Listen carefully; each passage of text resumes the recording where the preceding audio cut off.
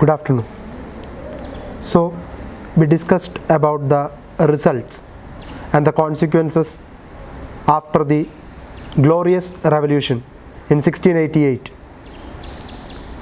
So we are moving to the next part. What are the criticisms leveled against the glorious revolution? ഇത്രയും നേരം നമ്മൾ ചർച്ച ചെയ്തു, നമ്മൾ പറഞ്ഞതുമെല്ലാം ഗ്ലോറിയസ് റെവല്യൂഷനെ കൊണ്ടുണ്ടായ നേട്ടങ്ങളാണ്. ബ്ലഡ്ലെസ് ആണ്, ലിമിറ്റഡ് മൊണാർക്കിയാണ്, ഒരു പ്രൊട്ടസ്റ്റൻ്റ് സക്സഷൻ മാത്രമാണ് ഇനി ഇംഗ്ലണ്ടിൽ നടപ്പിലാവുകയുള്ളൂ. ഇങ്ങനെ തുടങ്ങി വളരെ പ്രധാനപ്പെട്ട ഒരുപാട് കാര്യങ്ങൾ നമ്മളിവിടെ ചർച്ച ചെയ്തു. പക്ഷേ ഇത്തരം നേട്ടങ്ങളൊക്കെ ഉണ്ടാക്കിയെങ്കിൽ പോലും ഗ്ലോറിയസ് റെവല്യൂഷന് ചില ന്യൂനതകൾ, ചില വിമർശനങ്ങൾ നേരിടേണ്ടതായിട്ട് വന്നു. ഏതൊരു സംഭവത്തിനും രണ്ട് വശങ്ങൾ, നല്ല വശങ്ങളും ചീത്ത വശങ്ങളും ഉണ്ട് എന്ന് പറയുന്നത് പോലെ ഗ്ലോറിയസ് റെവല്യൂഷനെയും ചില ചരിത്രകാരന്മാർ വിമർശനാത്മകമായിട്ട് നേരിട്ടിട്ടുണ്ട്. ഏതൊക്കെയാണ് അവർ പറയുന്ന വിമർശനങ്ങൾ എന്തൊക്കെയാണെന്നുള്ളതാണ് നമ്മൾ ഇനിയുള്ള പാർട്ടിൽ കാണാനായിട്ട് പോകുന്നത്. The importance of the glorious revolution is often exaggerated. In a sense, the so-called revolution was disgraceful because Englishmen appealed to a foreign ruler to come to their kingdom and save them from their own lawful king. വളരെ മോശമായിട്ടുള്ളൊരവസ്ഥ എന്നാണ് glorious റെവല്യൂഷനെ വിശേഷിപ്പിക്കുന്നത്.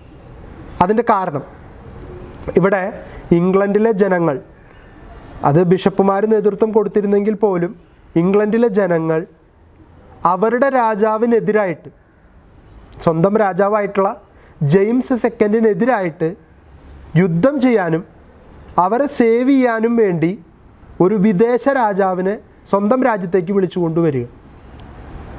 അപ്പോൾ അവിടെ സ്വന്തം രാജ്യത്തിൻ്റെ ഒരു credibility അല്ലെങ്കിൽ അതിൻ്റെ ഒരു മഹത്വം എന്ന് പറയുന്നത് ആ രാജ്യത്തുള്ളവർ തന്നെ സ്വയം ഇല്ലാതാക്കിയിരിക്കുകയാണ്. അവരുടെ ഭരണാധികാരിക്കെതിരായിട്ട് യുദ്ധം ചെയ്യാൻ മറ്റൊരു രാജ്യത്തെ ഭരണാധികാരിയെ അവർ തന്നെ ക്ഷണിച്ചു വരുത്തുക. അതുകൊണ്ടാണ് ഗ്ലോറിയസ് റെവല്യൂഷന് ഒരു മോശം വശമുണ്ട് എന്ന് പറയുന്നതിൻ്റെ കാരണം. ഒരുപാട് നല്ല കാര്യങ്ങൾ അല്ലെങ്കിൽ ഒരുപാട് നേട്ടങ്ങൾ നമ്മളിവിടെ ചർച്ച ചെയ്തതാണ്. പക്ഷെ അതിൻ്റെ ഒപ്പം ഉണ്ടാകുന്ന ഒരു സൈഡ് ഇഫക്റ്റ് പോലെയാണ് ഇതിനെ കണക്കാക്കപ്പെടുന്നത്. ഇനി മറ്റൊരു ക്രിറ്റിസിസം എന്ന് പറയുന്നത്, over and above this we have to say that the revolution accomplished nothing revolutionary. ഇതൊരു ചോദ്യമാണ് ശരിക്കും. ഇവിടെ ഗ്ലോറിയസ് റെവല്യൂഷൻ എന്ന് പറയുന്നു. റെവല്യൂഷൻ ഞാൻ ഓൾറെഡി പറഞ്ഞു, വ്യവസ്ഥാപിതമായിട്ടുള്ള സംവിധാനത്തിൽ സഡനായിട്ട് വരുത്തുന്ന മാറ്റങ്ങളെയാണ് റെവല്യൂഷൻ എന്ന് വിളിക്കേണ്ടത്. ഇവിടെ നിലനിൽക്കുന്ന സമ്പ്രദായത്തിൽ നിന്ന് എടുത്തു പറയത്തക്ക രീതിയിലുള്ള വലിയൊരു മാറ്റം കൊണ്ടുവരാൻ ഒരാൾക്കും സാധിച്ചിട്ടില്ല. പിന്നെ എങ്ങനെയാണ് ഇതിനൊരു റെവല്യൂഷൻ എന്ന് വിളിക്കാനായിട്ട് പറ്റുന്നത്? അപ്പോൾ ആ റെവല്യൂഷൻ എന്നുള്ള ഉപയോഗം തന്നെ തെറ്റാണ് എന്നാണ് ചരിത്രകാരന്മാർ പലരും പറയുന്നത്. ഇവിടെ ഒരു റെവല്യൂഷൻ നടന്നിട്ടില്ല. റെവല്യൂഷൻ എന്ന് പറയുന്നത് സമൂഹത്തിൽ സംഭവിക്കേണ്ട കാര്യമാണ്. ഒരാളുടെ ഭരണം അത് മോശമാകുന്നു, അതിനെ പൂർണ്ണമായിട്ടും മാറ്റി പുതിയ ഒരു ഭരണ സംവിധാനം കൊണ്ടുവന്ന് അതൊരു വിപ്ലവാത്മകമായിട്ടുള്ള മാറ്റത്തിലേക്ക് എത്തിയെങ്കിൽ മാത്രമേ അതിനെ റെവല്യൂഷൻ എന്ന് പറയുള്ളൂ. ഇവിടെ ജെയിംസ് സെക്കൻഡ് മാറി, പകരം രാജാവില്ലാത്ത അവസ്ഥയില്ല. ഇംഗ്ലണ്ടിലൊരു ജനാധിപത്യ രാജ്യമായിട്ട് ഇംഗ്ലണ്ട് മാറിയിട്ടില്ല. വില്യം ഓഫ് ഓറഞ്ച്, അദ്ദേഹവും മൊണാർക്ക് തന്നെയാണ്. രാജഭരണം തന്നെ തുടരാനായിട്ട് ഇംഗ്ലണ്ടിലേക്ക് കടന്നു വരുന്നൊരു വ്യക്തിയാണ്. അപ്പോൾ ഇവിടെ എന്ത് മാറ്റമാണ് ഗ്ലോറിയസ് റെവല്യൂഷൻ കൊണ്ടുവന്നത് എന്നുള്ളത് വളരെ പ്രധാനപ്പെട്ട ഒരു ചോദ്യമാണ്. ഈ ചോദ്യത്തിൻ്റെ ഇമ്പോർട്ടൻസ് എന്ന് പറയുന്നത് ഇവിടെ വളരെ ക്ലിയറായിട്ട് ഇവർ വ്യക്തമാക്കുകയാണ്. ഒരു തരത്തിലും ഒരു മാറ്റം കൊണ്ടുവരാത്ത ഒന്നിനെ ഗ്ലോറിയസ് റെവല്യൂഷൻ എന്ന് ചിത്രീകരിക്കുന്നതിൽ എന്തർത്ഥമാണുള്ളതെന്നാണ് ചരിത്രകാരന്മാർ ചോദിക്കുന്നത്. Kingship was retained. ഞാൻ ഓൾറെഡി പറഞ്ഞു, കിങ്ഷിപ്പ് എന്ന് പറയുന്നത്, രാജഭരണം എന്ന് പറയുന്നത് ഇവിടെ തുടർന്നുകൊണ്ടിരിക്കുകയാണ്. പിന്നെ എന്ത് മാറ്റമാണ് ഇവർ കൊണ്ടുവന്നിട്ടുള്ളത്?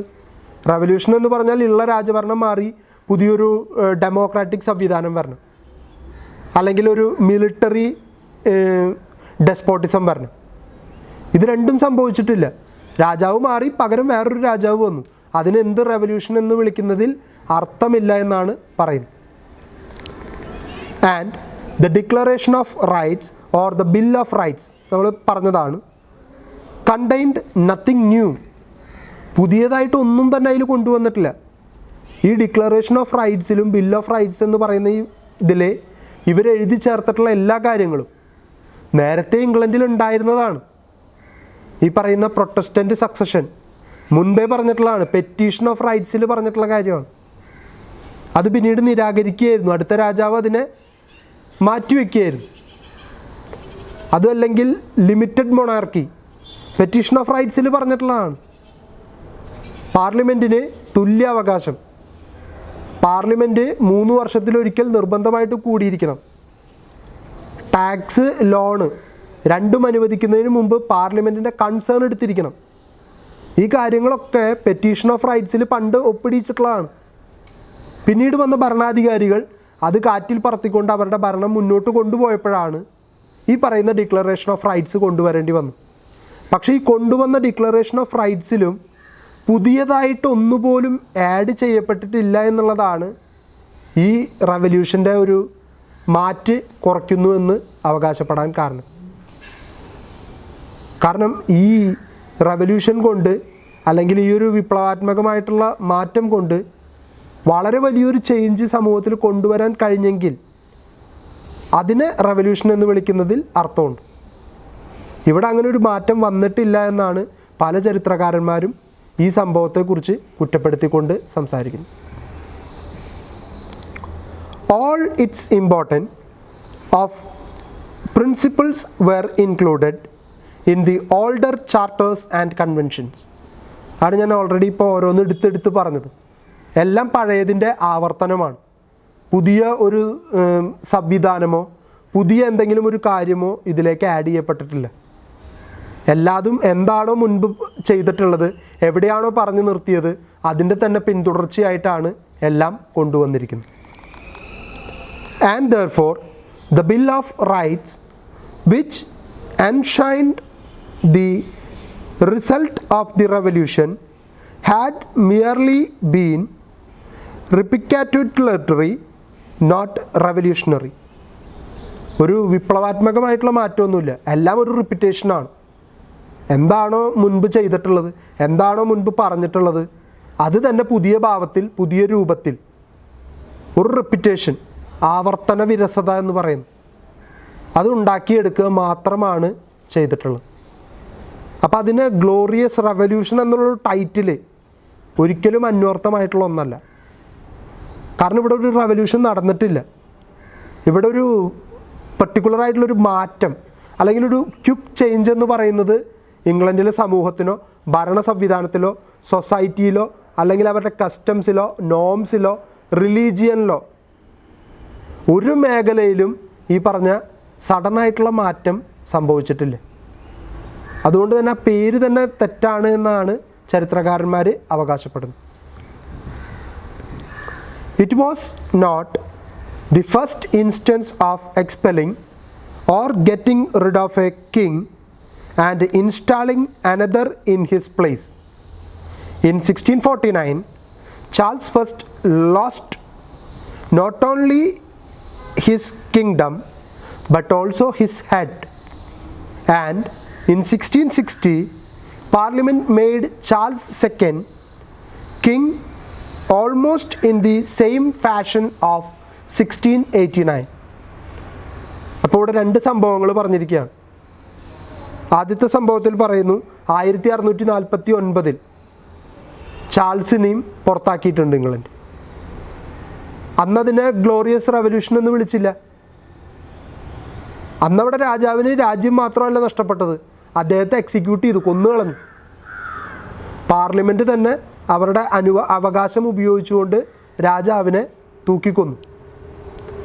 എന്നിട്ടും അതിനെ ഒരു ഗ്ലോറിയസ് റെവല്യൂഷൻ എന്നോ അതിനെ റെവല്യൂഷൻ എന്ന് പോലും ചരിത്രത്തിൽ വിശേഷിപ്പിക്കുന്നില്ല.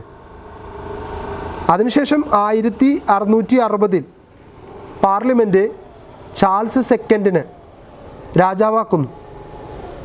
അവിടെയും ചാൾസ് സെക്കൻഡിനെ രാജാവാക്കിയിട്ടും ഈ പറയുന്ന 1689 ജെയിംസ് സെക്കൻഡിനെ പുറത്താക്കിക്കൊണ്ട് വില്യം ഓഫ് ഓറഞ്ച് അധികാരത്തിൽ വന്ന അതേ ആവർത്തനം തന്നെയാണ് 1660 സംഭവിച്ചിട്ടുള്ളത്. അതിനെയും ചരിത്രം റെവല്യൂഷൻ എന്ന് വിളിക്കുന്നില്ല. പിന്നെ എന്തുകൊണ്ടാണ് ഈ ഇൻസിഡൻറ്റിനെ മാത്രം ഗ്ലോറിയസ് റെവല്യൂഷൻ എന്ന് വിളിക്കുന്നത് എന്നുള്ളതാണ് ചരിത്രം ചോദിക്കുന്ന പ്രധാനപ്പെട്ട ചോദ്യം. ഇങ്ങനെയുള്ള മാറ്റങ്ങൾ മുൻപും ഉണ്ടായിട്ടുണ്ട്. ഒരു രാജാവ് മാറുന്നു, വേറൊരു രാജാവ് അധികാരത്തിൽ വരുന്നു. ഒന്നുകിൽ ആ രാജാവിൻ്റെ മകൻ, അല്ലെങ്കിൽ ഏതെങ്കിലും തരത്തിൽ അദ്ദേഹത്തിൻ്റെ റിലേറ്റീവായിട്ടുള്ള മറ്റൊരു വ്യക്തി അധികാരത്തിൽ വരുന്നു. ഇതിലെന്താണ് ഇത്ര പുതുമ എന്നുള്ളതാണ് ചരിത്രം ചോദിക്കുന്നത്. Again, the so-called bloodless revolution was not completely bloodless. അടുത്ത ആരോപണം അല്ലെങ്കിൽ അടുത്ത വിമർശനം, ഗ്ലോറിയസ് റെവല്യൂഷൻ എപ്പോഴും പറയുന്നുണ്ട് ബ്ലഡ്ലെസ് റെവല്യൂഷൻ, ഒരു തുള്ളി രക്തം ചൊരിയാതെ വിജയം നേടിയെടുത്ത റെവല്യൂഷൻ എന്ന്. പക്ഷെ ചരിത്രം പറയുന്നു ഇത് പൂർണ്ണമായിട്ടും ബ്ലഡ്ലെസ് ആയിട്ടുള്ള ഒരു റെവല്യൂഷനേ അല്ല. ഇവിടെയും രക്തച്ചൊരിച്ചിലുകൾ സംഭവിച്ചിട്ടുണ്ട്. ഇംഗ്ലണ്ടിൽ യുദ്ധം നടക്കാതിരുന്നതുകൊണ്ട് റെവല്യൂഷൻ ഉണ്ടായില്ല, അല്ലെങ്കിൽ രക്തച്ചൊരിച്ചിൽ ഉണ്ടായില്ല എന്ന് വേണമെങ്കിൽ പറയാം. പക്ഷേ ഇംഗ്ലണ്ടിൻ്റെ തന്നെ പാർട്ടായിട്ടുള്ള consequent on the revolution much blood was shed in Scotland and Ireland. ഇതേ റെവല്യൂഷൻ്റെ ഭാഗമായിട്ട് ഇംഗ്ലണ്ടിനോട് ചേർന്ന് കൊടുക്കുന്ന സ്കോട്ട്ലൻഡിലും അയർലൻഡിലും ഒരുപാട് രക്തച്ചൊരിച്ചിലുകളുണ്ടായി. ഈ അവകാശ തർക്കത്തെ തുടർന്ന് അല്ലെങ്കിൽ അധികാര കൈമാറ്റത്തിൻ്റെ പേരിൽ പലതരത്തിലുള്ള തർക്കങ്ങൾ ഇംഗ്ലണ്ടിൽ സംഭവിച്ചിട്ടുണ്ട്. അല്ലെങ്കിൽ ഇംഗ്ലണ്ടിൻ്റെ യുണൈറ്റഡ് കിങ്ഡത്തിൻ്റെ തന്നെ പാർട്ടായിട്ടുള്ള അയർലൻഡിലും സ്കോട്ട്ലൻഡിലും സംഭവിച്ചിട്ടുണ്ട്. ഒരുപാട് പേര് മരിക്കാനിടയായി. എന്നിട്ടും ഈ യുദ്ധത്തെ ബ്ലഡ്ലെസ് റെവല്യൂഷൻ എന്നാണ് വിശേഷിപ്പിക്കുന്നത്. അത് ശരിയല്ല എന്നുള്ളതാണ് ചരിത്രം പറയുന്ന മറ്റൊരു വിമർശനം. പൂർണ്ണമായിട്ടും ബ്ലഡ്ലെസ് അല്ല, രക്തം ചൊരിയപ്പെട്ടിട്ടുണ്ട്. അത് ഇംഗ്ലണ്ടിലല്ലെങ്കിൽ തന്നെയും സ്കോട്ട്ലൻഡിലും അയർലൻഡിലും ഇതിൻ്റെ ഭാഗമായിട്ട് കലഹങ്ങൾ പലപ്പോഴായിട്ട് സംഭവിച്ചിട്ടുണ്ട്. അതിലൊരുപാട് പേരുടെ രക്തം തെരുവിൽ ചിന്തേണ്ടതായിട്ടും വന്നിട്ടുണ്ട്. Lastly, the Test Act was made applicable to the English crown also, and Catholics were permanently excluded from that office just because of their religious faith. സ്വന്തം മതവിശ്വാസത്തിൻ്റെ പേരിൽ മാത്രം ഒരു വിഭാഗം ഇംഗ്ലണ്ടിൽ നിന്നും പുറത്താക്കപ്പെട്ടു. കാത്തലിക്സ് എന്ന് പറയുന്നത് പൂർണ്ണമായിട്ടും ഇംഗ്ലണ്ടിൽ നിന്ന് പുറത്താക്കപ്പെട്ട ഒരു സാഹചര്യം ഈ പറയുന്ന ഗ്ലോറിയസ് റെവല്യൂഷനിലൂടെ സംജാതമായി. അതുകൊണ്ട് ചരിത്രം പറയുന്നു, because of these reason we must be guarded against the tendency to overstate the significance of the revolution. ഈ കാരണങ്ങളൊക്കെ വെച്ചുകൊണ്ട് തന്നെ നമുക്ക് ഉറപ്പിച്ച് പറയാനായിട്ട് പറ്റും, ഗ്ലോറിയസ് റെവല്യൂഷൻ എന്ന് പറയുന്നത് ചരിത്രത്തിൽ വലിയ മാറ്റങ്ങൾക്ക് കാരണമായിട്ടുള്ള ഒരു സംഭവ വികാസമായിട്ട് കണക്കാക്കാനോ അതിനെ റെവല്യൂഷൻ എന്ന് ചിത്രീകരിക്കാനോ സാധിക്കില്ല എന്നാണ് ചരിത്രകാരന്മാരിൽ പലരും അവകാശപ്പെടുന്നത്. ഇത് തന്നെയാണ് ഈ പറയുന്ന ഗ്ലോറിയസ് റെവല്യൂഷനെതിരായിട്ടുള്ള ഏറ്റവും വലിയ ക്രിറ്റിസിസം, വിമർശനം എന്ന് പറയുന്നത്. അപ്പോൾ 2-3 വിമർശനങ്ങളാണുള്ളത്. ഒന്നാമത്തെ വിമർശനം എന്ന് പറയുന്നത് വലിയ ഒരു മാറ്റം, അതായത് പ്രത്യേകിച്ച് കിങ്ഷിപ്പിൽ ഒരു മാറ്റം കൊണ്ടുവരാനായിട്ട് പറ്റിയില്ല. ഒരു രാജാവ് മാറി മറ്റൊരു രാജാവ് വന്നു. ഡിക്ലറേഷൻ ഓഫ് റൈറ്റ്സിൽ പുതിയതായിട്ടൊന്നും എഴുതി ചേർക്കപ്പെട്ടില്ല. അവകാശപ്പെടുന്നതെല്ലാം തന്നെ മുൻപേ അവർക്ക് ലഭിച്ചിരുന്നതിൻ്റെ ഒരു റെപ്യൂട്ടേഷൻ മാത്രമാണ്. പിന്നെ ഒരു ഡിസ്ഗ്രേസ് എന്ന് പറയുന്നത് സ്വന്തം രാജ്യത്തെ രാജാവിനെതിരായിട്ട് ജനങ്ങൾ ഒരു വിദേശിയെ കൊണ്ടുവന്ന് ഭരണം പിടിച്ചെടുക്കാനായിട്ട് ശ്രമിച്ചു എന്നുള്ളതാണ്. സ്വന്തം രാജാവിനേക്കാൾ വലുതായിട്ട് മറ്റ് രാജാവിനെ സ്നേഹിക്കുന്ന ഒരവസ്ഥ ഇംഗ്ലണ്ടിലുണ്ടായി എന്നുള്ളതാണ്. സ്വന്തം വിശ്വാസത്തിൻ്റെ പേരിൽ ആൾക്കാരെ കംപ്ലീറ്റ് ആയിട്ട് പുറത്താക്കുന്നതും ആദ്യമായിട്ട് ഗ്ലോറിയസ് റവല്യൂഷന് ശേഷമാണ് ഇംഗ്ലണ്ടിൽ നടന്നിട്ടുള്ളത്. ഒരു രാജാവ് മാറിയതുകൊണ്ട് മാത്രം അതിനെ റവല്യൂഷൻ എന്ന് വിളിക്കാനായിട്ട് ചരിത്രത്തിന് സാധിക്കില്ല. അതിനുള്ള ഉദാഹരണങ്ങളാണ് 1649 1660. രണ്ടിലും കൃത്യമായിട്ട് രാജാക്കന്മാർ മാറുന്നുണ്ട്. പക്ഷേ ഇതിൽ മാത്രം ഗ്ലോറിയസ് റവല്യൂഷൻ എന്ന പേരിൽ വളരെ വലുതാക്കി കാണിക്കാനായിട്ട് ശ്രമിക്കുകയാണ്. മറ്റൊരു കാര്യം എന്ന് പറയുന്നത് കംപ്ലീറ്റ് ആയിട്ട് ബ്ലഡ്ലെസ് റവല്യൂഷൻ അല്ല. ഇവിടെയും രക്തം ചൊരിഞ്ഞിട്ടുണ്ട്. ഇംഗ്ലണ്ടിലല്ല, അയർലൻഡിലും സ്കോട്ട്ലൻഡിലും. Act of Settlement. നമ്മൾ ഓൾറെഡി ഗ്ലോറിയസ് റവല്യൂഷൻ എന്താണെന്ന് കണ്ടു, അതുകൊണ്ടുണ്ടായ റിസൾട്ട്സ് എന്തൊക്കെയാണെന്ന് കണ്ടു. അതിനുശേഷം അതിനെക്കുറിച്ചുള്ള ക്രിറ്റിസിസവും കണ്ടു കഴിഞ്ഞു. ഇനി നമ്മൾ കാണാനായിട്ട് പോകുന്ന അടുത്ത ഭാഗം എന്ന് പറയുന്നത് ചില സെറ്റിൽമെൻറ്റുകളാണ്. എവിടെയൊക്കെയാണ് രാജ്യത്ത് പോരായ്മകൾ നിലനിന്നിരുന്നത്, അതിനെയൊക്കെ പരിഹരിച്ചുകൊണ്ട് എങ്ങനെ മുന്നോട്ട് പോകാം എന്നുള്ളതിനെക്കുറിച്ചിട്ടുള്ള ചർച്ചയാണ് ഇനി പാർലമെൻറ്റും വില്യം ഓഫ് ഓറഞ്ചും തമ്മിൽ നടക്കാനായിട്ട് പോകുന്നത്. അപ്പോൾ ഏതൊക്കെ തരത്തിലാണ് മാറ്റങ്ങൾ സമൂഹത്തിൽ കൊണ്ടുവരാനായിട്ട് ഇവർ ശ്രമിച്ചത് എന്നുള്ളതിനെ കുറിച്ചിട്ട് നമ്മളൊന്ന് കാണുക. It was passed in 1701 to secure Protestant succession to the throne. The Bill of Rights had already made provisions for Protestant succession.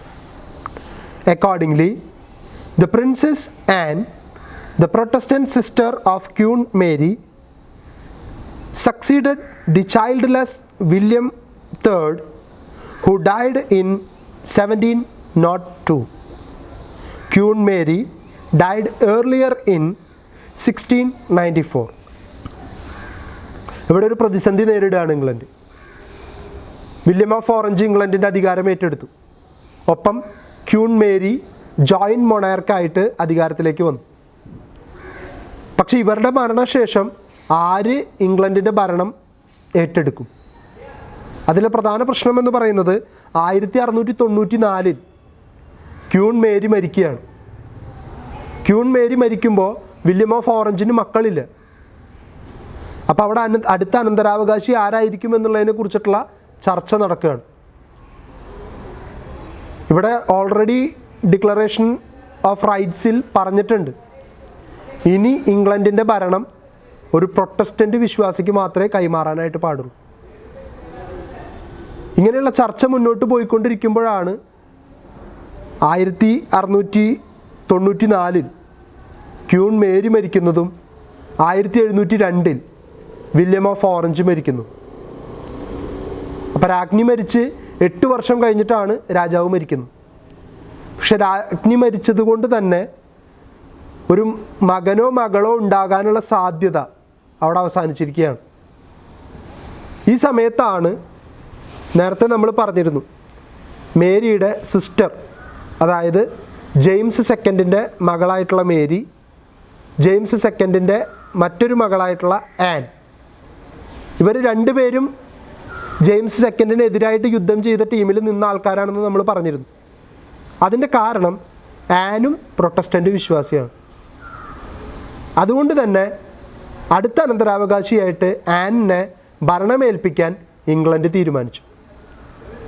England തീരുമാനിച്ചു എന്ന് പറഞ്ഞാൽ പാർലമെൻറ്റ് അതിലൊരു തീരുമാനമെടുത്തു.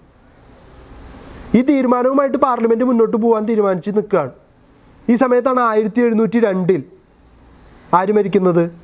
നമ്മളിപ്പോൾ ഈ പറഞ്ഞ വില്യം ഓഫ് ഓറഞ്ച് മരിക്കുന്നു. But it was sure that none of Anne's 11 children would survive her. Moreover, James II's Catholic son, the Old Pretender, was trying to regain his lost patrimony after his father's death. നമ്മൾ പറഞ്ഞു James second, അദ്ദേഹം William of orange ലണ്ടനിലേക്ക് ആർമിയുമായിട്ട് വന്നപ്പോൾ പേടിച്ചിട്ട് ഫ്രാൻസിലേക്ക് ഓടിപ്പോയി എന്ന് പറഞ്ഞിരുന്നു. ഈ ഫ്രാൻസിലേക്ക് ഓടിപ്പോയ James സെക്കൻഡിന് 1688 ഒരു മകൻ ജനിച്ചതും നമ്മൾ ചർച്ച ചെയ്തിരുന്നു. അതുവരെ ആൺമക്കളില്ലാതിരുന്ന ജെയിംസ് സെക്കൻഡിൻ്റെ പ്രൊട്ടസ്റ്റൻ്റ് മകളായിട്ടുള്ള മേരി അധികാരത്തിൽ വരുമെന്ന് പ്രതീക്ഷിച്ച് ജനങ്ങളിരുന്നപ്പോഴാണ് 1688 ജെയിംസ് സെക്കൻഡിന് ഒരു ആൺകുട്ടി ജനിക്കുന്നു. ഈ ആൺകുട്ടി കാത്തലിക്കായിട്ട് വളരും എന്നുറപ്പുള്ളത് കൊണ്ടാണ് ജെയിംസ് സെക്കൻഡിനെ അധികാരത്തിൽ നിന്ന് പുറത്താക്കാൻ ജനങ്ങൾ തീരുമാനിക്കുന്നതും മേരിയുടെ ഭർത്താവായിട്ടുള്ള വില്യം ഓഫ് ഓറഞ്ചിൻ്റെ അടുത്ത് സഹായം ചോദിച്ചു ചെല്ലുന്നു. അപ്പം അന്ന് ജനിച്ച ആ മകനെയും കൊണ്ട് ജെയിംസ് സെക്കൻഡ് ഫ്രാൻസിലേക്ക് ഓടി രക്ഷപ്പെട്ടു. ആ മകനെ ഫ്രാൻസിൽ വളർത്തി. അതിനു വേണ്ട സഹായം ലൂയിസ് 14 ഫ്രാൻസിൻ്റെ രാജാവായിട്ടുള്ള ലൂയിസ് 14 പെൻഷനായിട്ട് ആർക്ക് കൊടുക്കുന്നുണ്ടായിരുന്നു? ഈ പറയുന്ന ജെയിംസ് സെക്കൻഡിന് കൊടുക്കുന്നുണ്ടായിരുന്നു.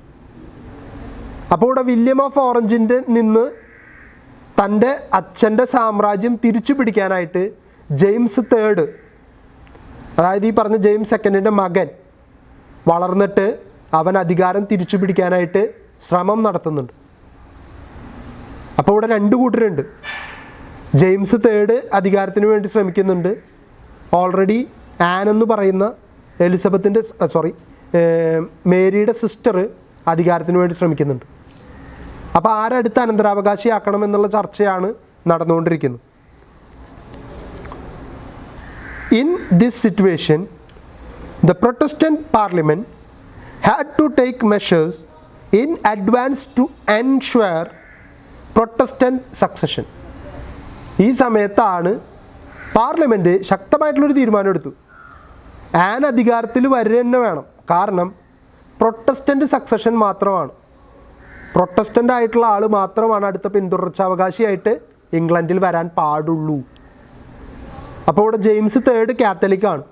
അദ്ദേഹം തിരിച്ച് അധികാരം പിടിച്ചെടുത്താൽ അപ്പോൾ അവിടെ പാർലമെൻറ്റിൻ്റെ പ്രാധാന്യം നഷ്ടപ്പെടും.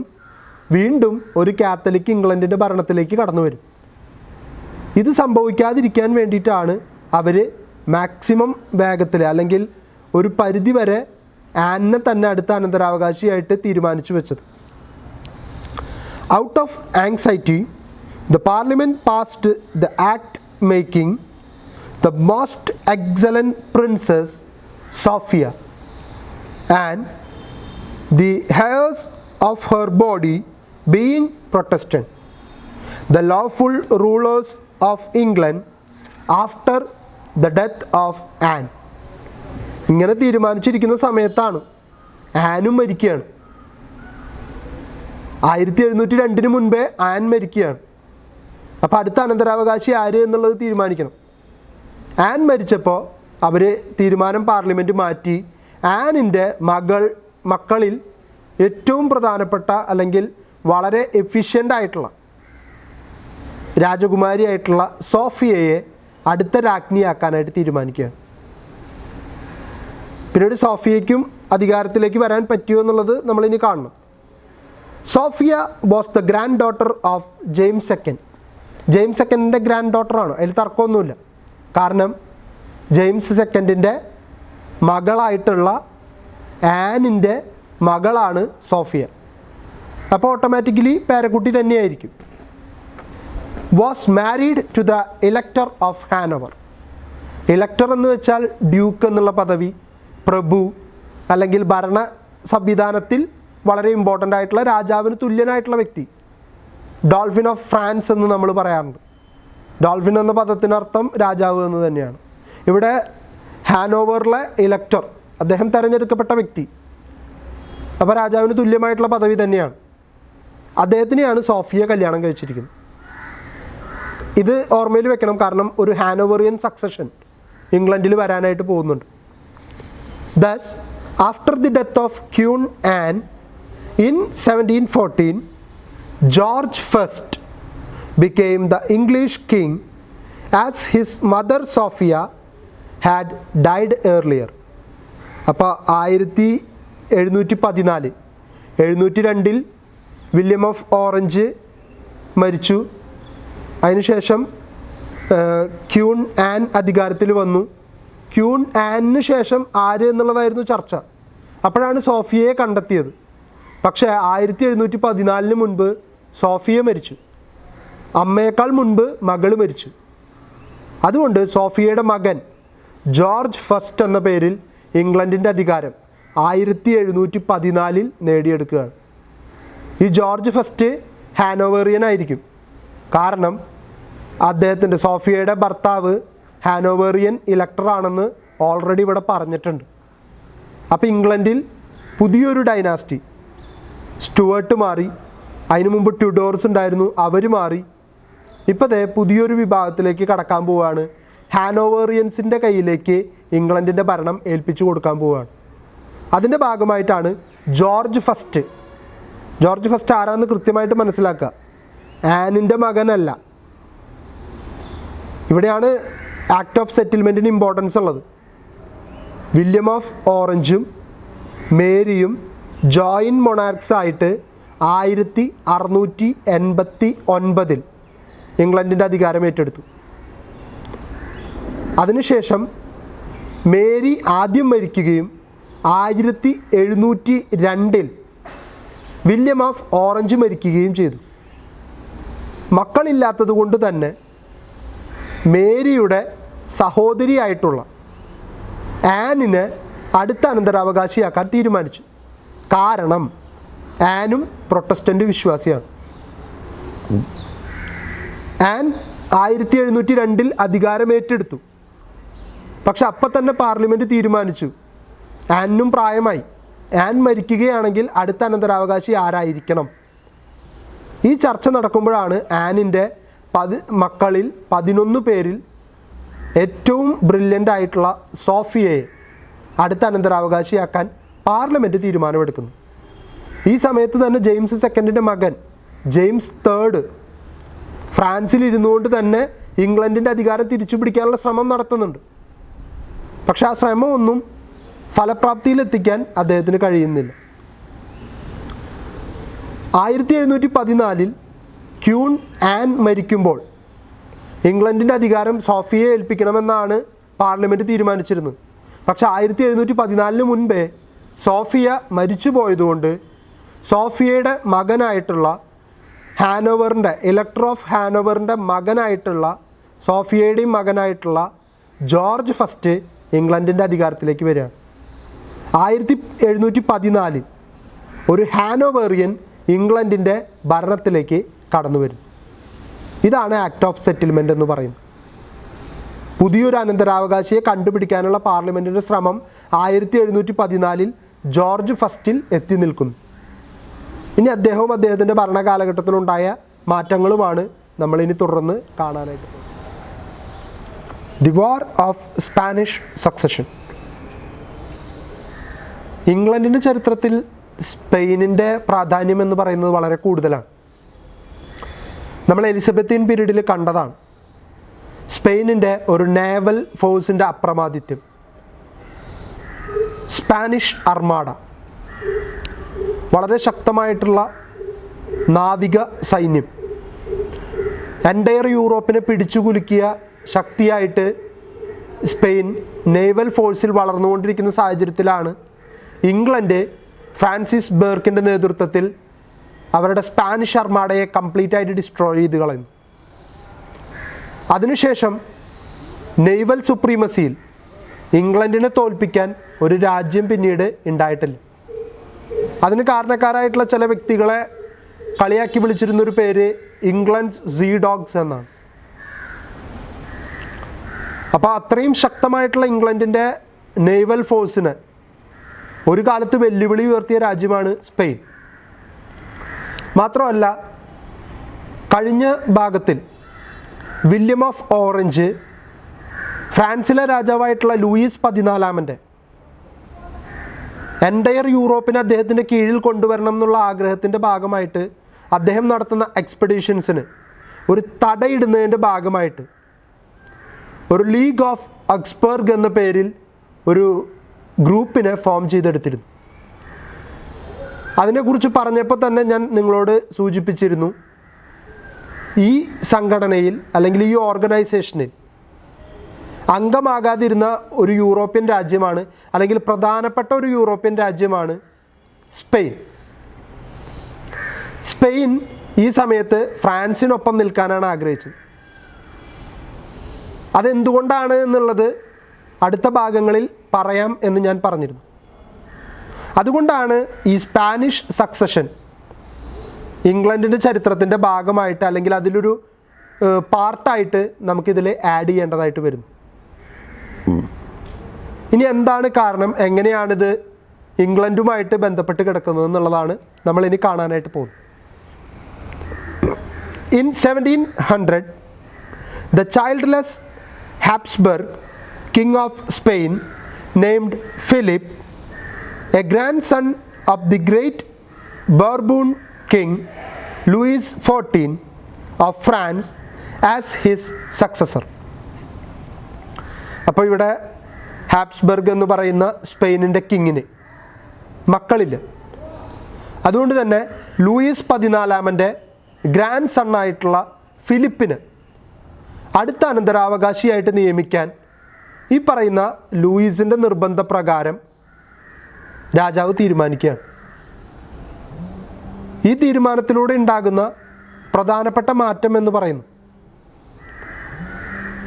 ഇംഗ്ലണ്ടിൻ്റെ ചരിത്രത്തിൽ ഇതിനുണ്ടാകുന്ന പ്രാധാന്യം എന്ന് പറയുന്നത് ലൂയിസ് 14 ഗ്രാൻഡ് സൺ ആയിട്ടുള്ള ഫിലിപ്പ് സ്പെയിനിൻ്റെ അധികാരത്തിലേക്ക് കടന്നു വരികയാണെങ്കിൽ ഇവിടെ സ്പെയിനും ഫ്രാൻസും ഒരു ഫാമിലിയുടെ കൺട്രോളിലേക്ക് വരും. സ്പെയിൻ എന്ന് പറയുന്നതും ഫ്രാൻസ് എന്ന് പറയുന്ന രണ്ട് രാജ്യങ്ങളും യൂറോപ്പിലെ തന്നെ വലിയ വിസ്തൃതിയുള്ള രാജ്യങ്ങളാണ്. ഈ രണ്ട് വലിയ കിങ്ഡം ലൂയിസ് 14 കീഴിൽ കൊണ്ടുവരാം എന്നുള്ള അദ്ദേഹത്തിൻ്റെ ആഗ്രഹമാണ് ഗ്രാൻഡ് സണ്ണിനെ ഫിലിപ്പിനെ സ്പെയിനിലെ രാജാവാക്കാം എന്നുള്ള തീരുമാനത്തിലേക്ക് എത്തുന്നു. അതുകൊണ്ടാണ് അന്ന് ലീഗ് ഓഫ് ഓക്സ്ബർഗ് ഉണ്ടാക്കിയപ്പോൾ ഈ പറഞ്ഞ സ്പെയിൻ അതിൻ്റെ കൂടെ പോയി ചേരാതിരുന്നു. ബാക്കി യൂറോപ്പിലെ പ്രധാനപ്പെട്ട രാജ്യങ്ങളൊക്കെ ലീഗ് ഓഫ് ഓക്സ്ബർഗിൻ്റെ ഭാഗമായി, സ്പെയിൻ മാത്രം വിട്ടുനിന്നു.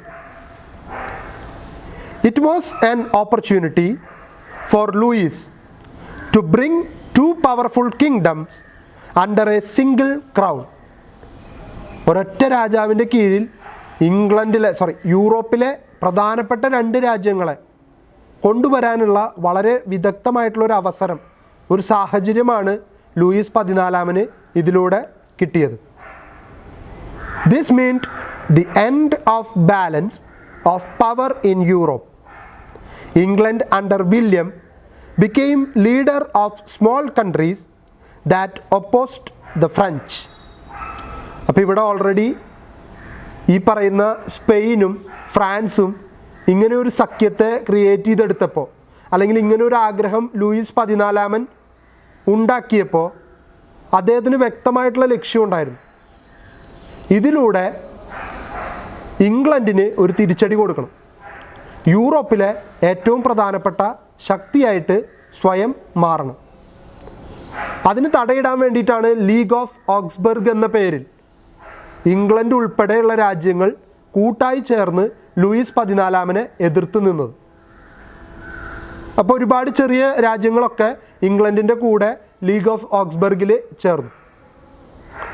ഇനി ഈ സംഘടനയ്ക്ക് അല്ലെങ്കിൽ ഈ ഓർഗനൈസേഷന് നേതൃത്വം കൊടുത്തത്, ഈ ഓർഗനൈസേഷൻ മീൻസ് ഈ രാജ്യങ്ങളുടെയൊക്കെ ഒരു കൂട്ടായ്മ, അതിന് നേതൃത്വം കൊടുത്തിരുന്നത് ഇംഗ്ലണ്ടാണ്, especially William of Orange. William became the leader of the small countries that opposed the French. In the war, John Churchill, the Duke of Marlborough, was the commander-in-chief of the Allied forces. അപ്പോൾ England ഉൾപ്പെടുന്ന ഈ ചെറിയ വിഭാഗത്തിൻ്റെ, ഈ ചെറിയ രാജ്യങ്ങളെ കൂട്ടിച്ചേർത്തിട്ടുള്ള ഈ സഖ്യത്തിൻ്റെ commander in ചീഫായിട്ട് work ചെയ്തിരുന്നത് ജോൺ ചർച്ചിൽ എന്ന് പറയുന്ന ഒരു കമാൻഡറായിരുന്നു. അദ്ദേഹം ഇംഗ്ലണ്ടുകാരനാണ്, പക്ഷെ അദ്ദേഹം മാൽബറോയിലെ ഡ്യൂക്കാണ്. വില്യം ഓഫ് ഓറഞ്ച് ആവശ്യപ്പെട്ടത് പ്രകാരം അദ്ദേഹം ഈ സഖ്യത്തിനെ നയിക്കാനായിട്ടുള്ള നേതൃത്വം ഏറ്റെടുക്കാൻ സ്വയം മുന്നോട്ട് വരികയായിരുന്നു. He was the greatest soldier and diplomat of his age, but his avarice and faithlessness were notorious. However, he won brilliant victories for England and her allies. അലൈസിൽപ്പെട്ട രാജ്യങ്ങൾ ഏതൊക്കെയാണെന്ന് പറയുന്നുണ്ട്. Holland, Austria, Portugal and Savoys. അപ്പോൾ ഇത്രയും രാജ്യങ്ങളും ഇംഗ്ലണ്ടും ചേർന്നതാണ് ഈ അലൈ ഫോഴ്സ് എന്ന് പറയുന്നത്. അതിൻ്റെ നേതൃത്വം ഈ പറയുന്ന ജോൺ ചർച്ചിൽ ഏറ്റെടുത്തതിന് ശേഷം വളരെ ശക്തമായിട്ടുള്ള രീതിയിലാണ് അദ്ദേഹം യുദ്ധത്തിലൊക്കെ പെരുമാറിയത്. അതിൻ്റെ ഭാഗമായിട്ട് വളരെ ഈസി ആയിട്ടുള്ള വിക്ടറീസ് നേടിയെടുക്കാൻ ഇംഗ്ലണ്ടിന് ചരിത്രത്തിൽ സാധിക്കുകയും ചെയ്തു. Several important battles like Blenheim in 1704, Malplaquet 1709 were fought and won. 1704 1709 ഓരോ യുദ്ധങ്ങൾ നടന്നു. ആര് തമ്മിൽ? ഈ പറയുന്ന ലീഗ് ഓഫ് ആസ്ക്വത്തും, അതായത് ഇംഗ്ലണ്ടും ഹോളണ്ടും ഓസ്ട്രിയയൊക്കെ ഉൾപ്പെടുന്ന ഈ സഖ്യവും ഫ്രാൻസും സ്പെയിനും ഉൾപ്പെടുന്ന സഖ്യവും തമ്മിലുള്ള പോരാട്ടം. 1704 നടന്ന യുദ്ധത്തിലും 1709 നടന്ന യുദ്ധത്തിലും ഇംഗ്ലണ്ടിൻ്റെ ടീം തന്നെ വിജയം നേടിയെടുത്തു. Some of these are among the bloodiest of battle known to history. The Tories were indifferent to the war, and when they came to power, Marlborough was dismissed, and the war efforts were slackened. ഈ സമയത്താണ് ഇംഗ്ലണ്ടിലൊരു ഭരണമാറ്റം സംഭവിക്കുന്നത്. ടോറീസ് എന്ന് പറയുന്ന ഒരു പാർട്ടിയും വിഗ്സ് എന്ന് പറയുന്ന ഒരു പാർട്ടിയും, രണ്ട് പാർട്ടികളാണ് ഇംഗ്ലണ്ടിൽ തുടക്കം മുതലേ അധികാരത്തിലുള്ളത്, പ്രത്യേകിച്ച് പാർലമെൻറ്റിൻ്റെ കാര്യത്തിൽ. ഈ പാർട്ടികളിൽ തന്നെ ടോറീസ് അധികാരത്തിൽ വന്നതോടുകൂടി നമ്മൾ നേരത്തെ പറഞ്ഞ മാൽബറോ എന്ന് പറയുന്ന കൗണ്ടിയുടെ ഇമ്പോർട്ടൻസ് പോയി. മാൽബറോൻ്റെ ഇമ്പോർട്ടൻസ് പോയി എന്ന് പറഞ്ഞാൽ ജോൺ ചർച്ചിലിനെ പുറത്താക്കി എന്നാണ് അർത്ഥം. കാരണം അദ്ദേഹമാണ് ഡ്യൂക്ക് ഓഫ് മാൽബറോ. അദ്ദേഹത്തെ ടോറീസ് പുറത്താക്കി, അദ്ദേഹത്തിനെ യുദ്ധത്തിൽ നിന്ന് പിന്മാറ്റി. ഉടനെ തന്നെ ഇംഗ്ലണ്ടിന് അത് വലിയ തിരിച്ചടിയായി. കാരണം യുദ്ധത്തിൽ അദ്ദേഹം കാണിച്ച സ്കില്ല് പുറത്തെടുക്കാൻ, പിന്നെ ഇംഗ്ലണ്ടിന് നേതൃത്വം കൊടുക്കാൻ നല്ലൊരു ശക്തനായ സോൾജിയറെ കിട്ടിയില്ല. അതുകൊണ്ട് അവർ അല്പമൊന്ന് പിന്നോട്ട് പോവേണ്ടതായിട്ട് വന്നു. However, the combatants, tired of the long struggle, ended the war with the Treaty of Utrecht in 1713. പക്ഷെ ഭാഗ്യത്തിന് ഫ്രാൻസും സ്പെയിനും കുറേ യുദ്ധം ചെയ്ത് ഓൾറെഡി തളർന്നിരിക്കുകയാണ്. അപ്പോൾ അവർക്ക് ഇനി യുദ്ധവുമായിട്ട് മുന്നോട്ട് പോകാനുള്ള സാഹചര്യം ഇല്ലാത്തതുകൊണ്ട് 1713 അവരൊരു ട്രീറ്റി ഒപ്പുവയ്ക്കാൻ തീരുമാനിക്കുന്നു, ഒരു ഉടമ്പടി ഉണ്ടാക്കുന്നു. ഉടമ്പടിയുടെ പേരാണ് യൂട്രച്ച്. യൂട്രച്ച് ഉടമ്പടി പ്രകാരം ഇംഗ്ലണ്ടിൻ്റെ സഖ്യം വിജയിച്ചതായി പ്രഖ്യാപിച്ചുകൊണ്ട് ഒരു സമാധാന അന്തരീക്ഷം ക്രിയേറ്റ് ചെയ്യാനായിട്ട് സ്പെയിനും ഫ്രാൻസും തീരുമാനിക്കുകയാണ്. England gained much by the Peace of Utrecht. Her empire widened and several commercial privileges were obtained. അപ്പോൾ ഈ യൂട്രച്ച് എന്ന് പറയുന്ന ഉടമ്പടി പ്രകാരം ഏറ്റവും കൂടുതൽ നേട്ടം ഉണ്ടായത് ഇംഗ്ലണ്ടിനാണ്. ഇംഗ്ലണ്ടിൻ്റെ രാജ്യം വികസിപ്പിക്കാൻ അത് കാരണമായി. ഒപ്പം തന്നെ വ്യാവസായികമായിട്ടുള്ള ഒരുപാട് നേട്ടങ്ങൾ ഉണ്ടാക്കാൻ ഇംഗ്ലണ്ടിന് ഇതിലൂടെ സാധിച്ചു.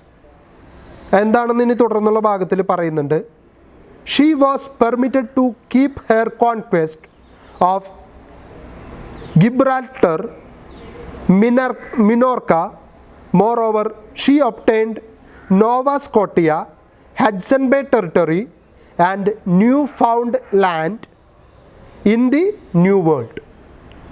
അപ്പോൾ ഇത്രയും സ്ഥലങ്ങളിൽ ഇവർക്ക് കോൺക്വസ്റ്റ് മീൻസ് പിടിച്ചെടുക്കൽ, അതിനുള്ള സ്വാതന്ത്ര്യം ആർക്ക് അനുവദിക്കേണ്ടി വന്നു?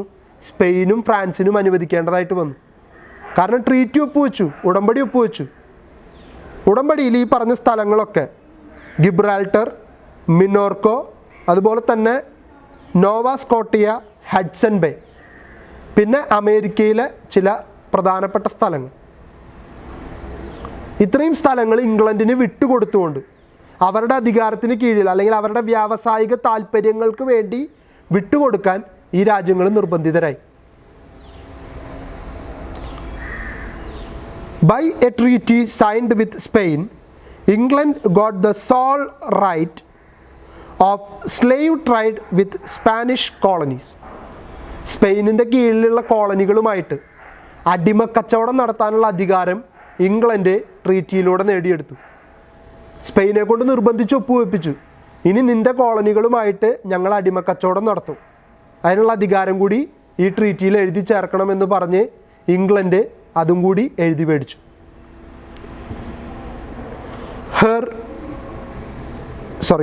The victorious won in the long war raised the prestige of England. Her naval supremacy became unquestioned everywhere.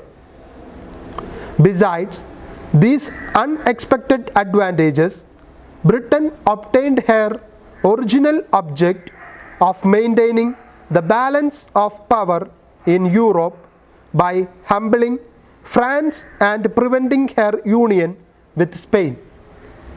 അപ്പോൾ ഇത്തരത്തിലുള്ള ആനുകൂല്യങ്ങളൊക്കെ ഉപയോഗിച്ചുകൊണ്ട് ഇംഗ്ലണ്ട് കൂടുതൽ ശക്തമായിട്ട് യൂറോപ്പിൽ വളർന്നു വരാൻ തുടങ്ങി. ഒപ്പം തന്നെ യൂറോപ്പിൻ്റെ പവർ ഏതെങ്കിലും ഒരു സഖ്യത്തിലേക്ക് വീഴുന്നു പോകാത്ത രീതിയിൽ ഒരു ബാലൻസ്ഡ് ആയിട്ടുള്ള പൊസിഷനിൽ നിലനിർത്താനായിട്ട് ഇംഗ്ലണ്ടിന് സാധിച്ചു. കാരണം സ്പെയിനും ഫ്രാൻസും കൂടി തീരുമാനിച്ചിരുന്നെങ്കിൽ ഒരു പക്ഷേ ഇംഗ്ലണ്ടിനെയും മറികടന്ന് അവർക്ക് തന്നെ അപ്രമാദിത്വം ലഭിക്കുമായിരുന്നു. അതിനെ തടഞ്ഞു നിർത്തിക്കൊണ്ട് എല്ലാ രാജ്യങ്ങൾക്കും ഒരു ഈക്വൽ പാർട്ടിസിപ്പേഷനുള്ള ഒരു ബാലൻസ്ഡ് ആയിട്ടുള്ള കോണ്ടിനെൻ്റ് ആയിട്ട് യൂറോപ്പിനെ നിലനിർത്താൻ ഇംഗ്ലണ്ടിന് ഇതുവഴി സാധിച്ചു. Louis XIV's grandson became the king of Spain as Philip V, but was not allowed to succeed to the throne of France.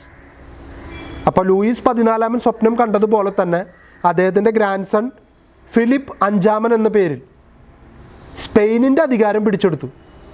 പക്ഷേ ലൂയിസ് 14 ശേഷം ഫ്രാൻസിൻ്റെ ഭരണാധികാരി ആയിട്ട് തുടരാനുള്ള അവകാശം ഫ്രാൻസിലെ ജനങ്ങൾ ഫിലിപ്പ് 5 കൊടുത്തില്ല.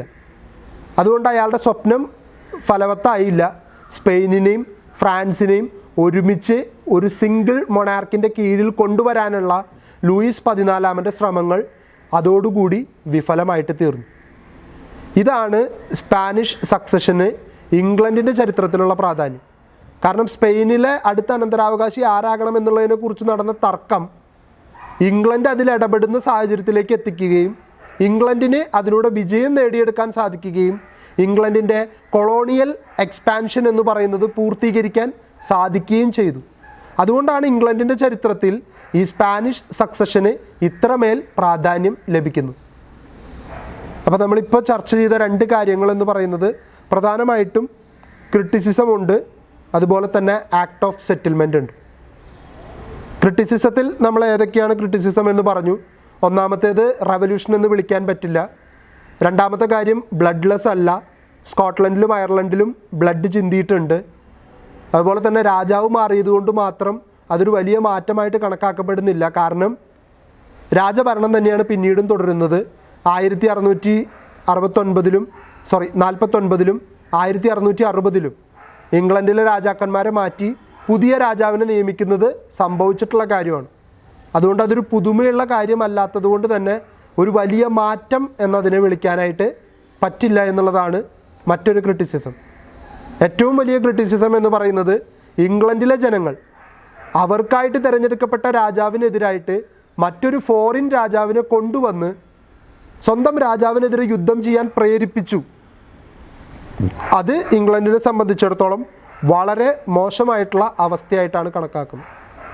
ഏറ്റവും അവസാനത്തെ ക്രിറ്റിസിസം എന്ന് പറയുന്നത് വിശ്വാസത്തിൻ്റെ പേരിൽ, കാത്തലിസം വിശ്വസിക്കുന്നു എന്നതിൻ്റെ പേരിൽ ഒരു വിഭാഗം ജനങ്ങളെ ഇംഗ്ലണ്ടിൻ്റെ മുഖ്യധാരയിൽ നിന്ന് മാറ്റി നിർത്തുകയും അവരെ എല്ലാ പ്രധാനപ്പെട്ട തൊഴിലുകളിൽ നിന്ന് നീക്കി നിർത്തുന്ന ഒരു സാഹചര്യം ഇംഗ്ലണ്ടിൽ ഉണ്ടാവാനായിട്ടത് കാരണമായി എന്നുള്ളതാണ് മറ്റൊരു ക്രിറ്റിസിസം. അപ്പോൾ ഇതൊക്കെ പരിഗണിക്കുമ്പോൾ ഗ്ലോറിയസ് റെവല്യൂഷന് റവല്യൂഷൻ എന്ന് പോലും വിളിക്കാൻ കഴിയുന്ന ഒരു രീതിയിലേക്ക് അത് എത്തിയിട്ടില്ല എന്നാണ് പല ചരിത്രകാരന്മാരും അവകാശപ്പെടുന്നത്. ആക്ട് ഓഫ് സെറ്റിൽമെൻറ്റിൽ നമ്മൾ കണ്ടു, വില്യം ഓഫ് ഓറഞ്ചും മേരിയും ഇംഗ്ലണ്ടിൻ്റെ അധികാരം ഏറ്റെടുക്കുന്നു 1689. അവർ അധികാരത്തിൽ വരുമ്പോൾ ഡിക്ലറേഷൻ ഓഫ് റൈറ്റ്സ് അഥവാ ബിൽ ഓഫ് റൈറ്റ്സ് എന്നും അറിയപ്പെടുന്നു. അത് അംഗീകരിക്കുന്നു, അധികാരം ഏറ്റെടുക്കുന്നു. അതിനുശേഷം മേരി മരിക്കുന്നു. മേരിക്ക് ശേഷം 1702 വില്യം ഓഫ് ഓറഞ്ചും മരിക്കുന്നു.